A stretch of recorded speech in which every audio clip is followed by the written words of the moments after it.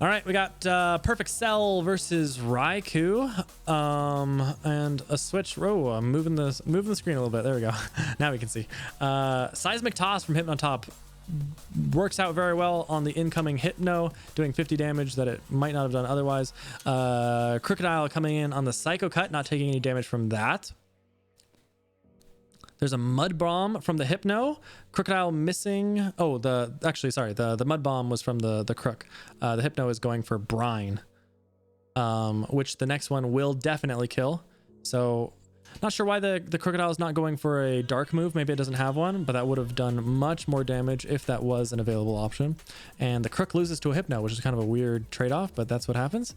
Basculin goes for Horn Attack on this Magnezone, not doing very much at all. Magnezone versus Magnezone action. Seed Bomb doing very little. Let's see who has the better Magnezone. Bullet Punch, not going to do a lot. Not sure what that one is because I can't see it. But if I remember this correctly, these two are just wet noodling the heck out of each other. Maybe neither of them have a good way. Oh, there we go. Switch into Simnaseer. Gyro Ball is what Riekuc had been going for. Good play by Ttvperfectcell there. Goes for a Fire Fang, eats it up from the Cloister. Bubble. Not a whole lot of high damaging moves from either of these players, but sometimes that's interesting as well because it comes down to who had the better trades. Back into the Simnaseer again. I believe the Magnezone was hitting itself in confusion there. Fire Fang on the Cloister, just getting lots of chip damage. No huge plays from either player. Basculin eats the Aurora Beam, goes for Water Pulse against the Cloister, which does surprisingly decent damage.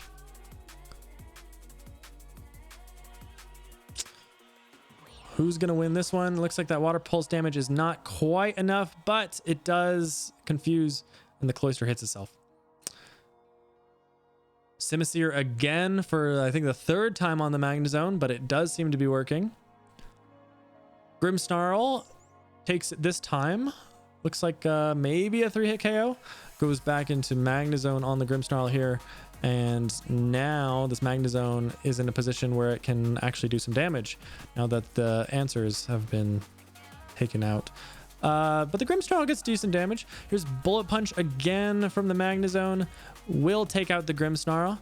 Riekuc goes into Rhyperior. Maybe should have gone into that earlier. A little bit hard to say. Bullet Punch does do decent damage, but this Magnezone will absolutely go down to the ground move from Rhyperior. Basculin again threatens 4 times effective damage and gets it with that Water Pulse. Does kill. Here's that Magnezone again. All sorts of Magnezones happening here. Gets that Water Pulse. Confusion hits itself. Really unlucky for Riekuc that turn. Probably should have killed the Basculin, but was unable to do so. Riekuc on the ropes. Como. Not sure why this wasn't used earlier, to be honest, but here it is. Let's see what it can do. Water Pulse from the Basculin again. Dragon something. Does take out the Basculin. Here's Drake's ult to fight the Como. We do see now that it was Dragon Rage. Unfortunately for Riekuc, if it had been like Dragon Claw, I bet you the Como could have beaten the Drake's ult, but might not be the case because of that. Dragon Rage from the Riekuc Como.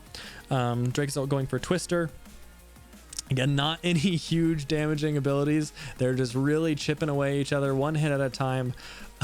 Really bloodthirsty battle there. Here's that Hypno as Raiku's last Pokemon goes for Psycho Cut, which is a good attack, but maybe not a good attack on Hypno. It's okay.